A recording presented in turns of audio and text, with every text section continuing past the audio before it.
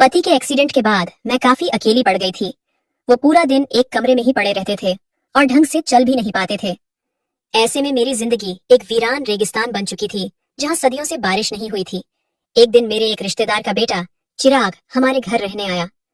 उसके आने से मुझे भी अच्छा लग रहा था और मेरा मन भी लगा रहता था। मैं बच्चा समझकर उसे अपने पास ही लिटा लेती थी, पर एक दिन उसने रेगिस्तान में बरसात कर दी।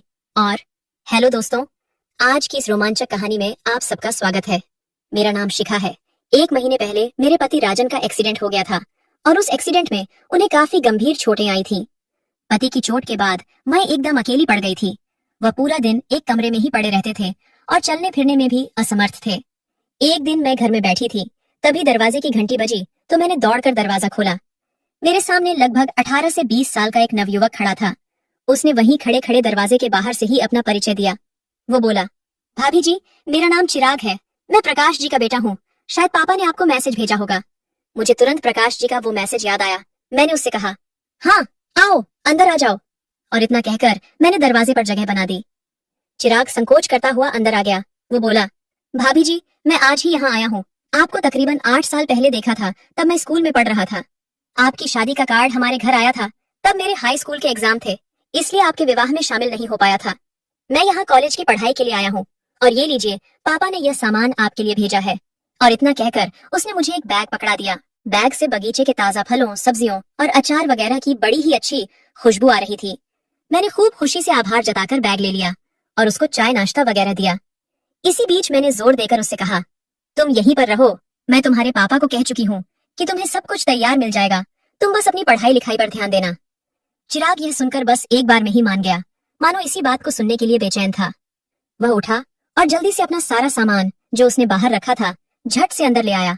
उस पूरा दिन चिराग बस अपना कमरा ठीक करता रहा। कुछ ही देर बाद वह यहाँ अपनापन महसूस करने लगा था, मगर उसका दिल यहाँ इतनी जल्दी लग जाएगा ये मैंने सोचा ही नहीं था। अगले दिन चिराग को मैंने अपने पति राजन से मिलवाया। चिराग ये सोचकर हैरान रह गया कि कमाल है, कल दोपहर से रात तक इनकी कोई आवाज तक सुनाई नहीं दी। इस घर में भाभी के अलावा कोई और इंसान भी रहता है, ये मुझे महसूस तक नहीं हुआ। मैंने चिराग की सोच में सावधान डालते हुए कहा, दरअसल बात यह है कि इनका एक गंभीर एक्सीडेंट हुआ था और तब से ये बेड पर ही पड़े रहते हैं। ये दिन भर तो सोते रहते हैं और रात भर जागते रहते हैं, मगर कल शायद ज्यादा दवाइयों की वजह से वो दिन भर और रात भर सोते ही रहे। दिन कुछ ऐसे ही गुजर रहे थे। मैं चिराग के आने से बहुत खुश थी। 2 लोगों के इस सुनसान घर में कुछ रौनक सी आ गई थी। चिराग स्वभाव का काफी अच्छा था और मेरा बहुत ख्याल रखने लगा था। एक रोज की बात है कि मैं किचन में काम कर रही थी और गाने गुनगुना रही थी। तभी चिराग रसोई में आकर मेरा हाथ बटाने लगा। मैं हंसकर बोली, चिराग, तुम अभी बच्चे हो, तुम्हारा काम है पढ़ना और सिर्फ पढ़ना। तुम ये सब काम मत करो। जवाब में उसने कहा, हाँ भाभी, पढ़ना तो मेरा काम जरूर है, मगर मैं इतना भी बच्चा नहीं हूँ। मैं पूरे 20 साल का हूँ। मैंने आश्चर्य से चिराग की ओर देखा तो वो बोला, हाँ भाभी, मैं अब कॉलेज में पढ़ता हूँ, अब मैं बच्चा नहीं रह गया। ये सुनकर मैं बिल्कुल चुप हो गई। एक दिन बातों ही बातों में चिराग मुझसे मेरे पति राजन के बारे में पूछने लगा कि उनको क्या हो गया था, ये एक्सीडेंट कब और कैसे हुआ था। मैंने उदास होकर कहा, पहले वे बिल्कुल फिट थे और हमारा सारा कारोबार वो अकेले ही देख रहे थे। सब अच्छा चल रहा था और हम हंसी खुशी एक साथ रह रहे थे। फिर एक दिन कुछ ऐसा हुआ कि जब वो कारखाने से वापस घर लौट रहे थे तो रास्ते में उनका एक्सीडेंट हो गया। उस एक्सीडेंट के बाद से हमारी जिंदगी और घर के हालात दोनों ही बदल गए। उनको पैरों पर काफी चोटें आई थीं। सब इलाज करा लिया है, पर वो अभी भी ढंग से चल नहीं पाते हैं। फिलहाल तो उन्हें 2 कदम चलने में भी पूरे 10 मिनट लगते हैं, इसलिए वो ज्यादातर अपने कमरे में ही रहते हैं। सप्ताह में 3 दिन फिजियोथेरेपी कराने वाला आता है और बाकी समय में वो फिल्में देखते हैं और किताबें पढ़ते हैं। डॉक्टर ने कहा है कि समय लगेगा, पर वो धीरे धीरे ठीक हो जाएंगे और आराम से चलने लगेंगे। चिराग ने यह सुनकर उनकी तरफ देखा। वह जानता था कि हमारी शादी को मुश्किल से 5 साल ही हुए होंगे। वो बोला, भाभी जी, आपकी शादी को तकरीबन 5 साल ही हुए हैं ना। मैं बोली, हाँ, 5 साल हो गए हैं। वो बोला, मुझे भी याद है भाभी, उस समय मेरे 10वीं के पेपर चल रहे थे और इसीलिए मैं आपसे मिल भी नहीं पाया था। मैं शायद 6वीं में पढ़ता था, तब मैंने एक बार आपको देखा था। आप पापा के पास कुछ किताबें लेकर आई थी। मैंने कहा, हाँ हाँ, तब तुम्हारे पापा मेरे गणित के शिक्षक थे और मैं उनको किताबें लौटाने आई थी, क्योंकि इसके बाद मैं दूसरे स्कूल में जाने लगी थी। दिन गुजरते रहे और चिराग को हमारे यहाँ रहते 4 महीने हो गए थे। चिराग लड़कपन के ऊबर खाबड़ रास्ते पर ही चल रहा था, लेकिन वो यह साफ समझ गया था कि हम दोनों पति पत्नी की खामोश जिंदगी में फिजियोथेरेपिस्ट के अलावा वही है जो थोड़ा बहुत संगीत की सुर, लय और ताल पैदा कर रहा था। चिराग मुझसे नज़कीरियां बढ़ाने की लगातार कोशिश कर रहा था और मुझे भी इतने दिनों से कोई सुख नहीं मिला था, तो मैं भी उसकी तरफ खींची चली जा रही थी। हम दोनों काम से फ्री होने के बाद काफी समय एक दूसरे के साथ बिताया करते थे, साथ बैठ के खाना खाया करते थे और धीरे धीरे करीब भी होते जा रहे थे। मैं अब उससे प्यार करने लगी थी और मुझे पता था कि वो भी मुझसे प्यार करने लगा है, क्योंकि अब हमारे बीच का रिश्ता परवान चढ़ता जा रहा था। दिन गुजरते जा रहे थे और हमारे बीच की दूरियां घटती जा रही थीं। अब मुझे चिराग का स्पर्श अच्छा लगने लगा था। वो मजाक मजाक में मुझे इधर उधर छू लेता था। वो शायद ये चेक करता था कि भाभी कैसे रिएक्ट करेंगी।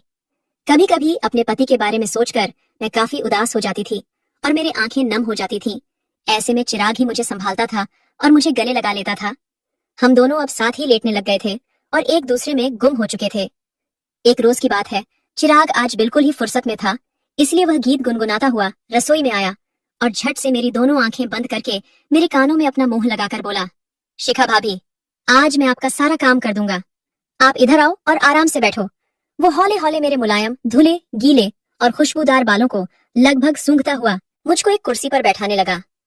मैं भी अब मस्ती में आ गई थी। मैं कुर्सी से उठ गई और उसको कुर्सी पर बैठाकर खुद उसकी गोद में आसीन हो गई।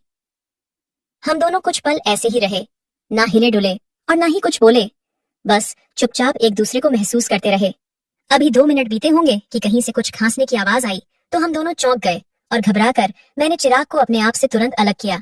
हालांकि चिराग की इच्छा नहीं थी कि वह मुझसे अलग हो, पर फिर भी कुछ सोचकर वो मुझसे अलग हुआ और मुस्कुराता हुआ किचन से बाहर चला गया। वो बाहर जाके बैठ गया और हमारे बीच के पलों को याद करके मुस्कुराने लगा। मैंने ये सब देख लिया था। मैं उसके पास जाकर बैठ गई और उसके गाल पर एक हल्की सी चपत लगाकर और दूसरे गाल पर मीठा सा चुंबन देकर उठ खड़ी हुई। उस पर चिराग बोला कि भाभी, दूसरे गाल से इतनी नाइंसाफी क्यों? वह अपनी जगह से खड़ा हो गया और मेरे बगल में आकर काम करने लगा। वो बार बार मुझे छू रहा था। मेरे बदन में तो जैसे बिजली दौड़ रही थी। मैं उसके स्पर्श से कितनी प्रफुल्ल थी, ये बस मैं और मेरा प्यासा मन ही जानता था। मैं तो ऐसे अद्भुत अनुभव को तरस ही गई थी, मगर उस सुबह चिराग ने मेरा सारा अधूरापन दूर कर दिया था। कई महीनों बाद आज रेगिस्तान में बरसात हुई थी और जम के हुई थी। हम दोनों मुरझाने के बाद बेड पर ही पड़े हुए थे, तभी खांसने की आवाज दोबारा आने लगी। मैं एक कप चाय लेकर चिराग को प्यार से देखती हुई उस कमरे से निकली और पति के कमरे तक पहुंच गई। चिराग भी कपड़े पहनकर बाहर आया और अपना नाश्ता बनाने लगा। मैं वहीं अपने पति के पास बैठ गई और उनकी तबीयत के बारे में पूछने लगी। जब मैं काफी देर बाद भी पति के कमरे से बाहर नहीं आई तो चिराग फिर से तड़पने लग गया। उसने जानबूझकर किचन में बर्तन गिराने शुरू कर दिए, मगर मैं उसके इस इशारे को सुनकर भी उसके पास नहीं गई। मैं अपने पति की दोनों हथेलियों को सहला रही थी, पर मुझे ऐसा लग रहा था कि मैं चिराग की हथेलियों को सहला रही हूँ। मैं चिराग के साथ बिताए हुए पलों में खोती जा रही थी और अपने आप से बोल रही थी कि प्यार हमारे जीवन में बिल्कुल इसी तरह आना चाहिए। किसी उन्मुख झरने की तरह मेरे भीतर गुदगुदाहट सी छा रही थी, लेकिन मैं इस बात से बिल्कुल ही बेखबर थी कि मेरे पति को मेरा ये बर्ताव बेहद अजीब लग रहा था। वो भी ये महसूस कर रहे थे कि मैं अचानक से बहुत ही खुश रहने लगी हूँ। मैं उनके साथ भी नहीं लेटती थी और अगर लेटती भी तो उनकी तरफ पीठ करके लेटती थी। मैं नई नवेली दुल्हन सी बन चुकी थी और मेरे तेवर और मेरे अंदाज मेरे पति को हैरान कर रहे थे। चिराग भी, जो शुरू शुरू में उनसे कभी कभार 1 सेकंड के लिए ही मिलता था, वो अब कंधे भी दबा रहा था और चाय भी पिला रहा था। एक दिन रसोई में मैं चाय बना रही थी, तभी चिराग ने आकर मुझको पीछे से अपनी बाहों में भर लिया और मुझको चूमने लगा। मैं भी उससे लिपट गई और हम दोनों एक दूसरे में खो गए। तभी खट की आवाज आई। इस आवाज से चिराग चौंक गया। हम दोनों एक दूसरे से अलग हुए और हंसने लगे। चिराग के प्यार को पाकर मैं बहुत खुश थी। पहले जो मुझे अपनी जिंदगी एक बोझ सी लगती थी, आज वही जिंदगी मुझको फूल सी, बादलों सी और रुई के फाहे सी लग रही थी। मैं चिराग के यहाँ आने को कुदरत के किसी करिश्मे की तरह मान चुकी थी। चिराग को यहाँ आए 1 साल पूरा होने जा रहा था और मैं उससे मिलकर निखर सी गई थी। अब हमारा पूरा जीवन मस्ती से सराबोर हो चुका था। कमेंट करके जरूर बताइएगा कि आपको ये कहानी कैसी लगी। अगर आपको ये कहानी पसंद आई हो तो इसे लाइक करें और अपने दोस्तों के साथ भी शेयर करें। आगे भी ऐसी रोमांचक कहानियों के लिए हमारे चैनल को सब्सक्राइब करें और बेल आइकन दबाना ना भूलें।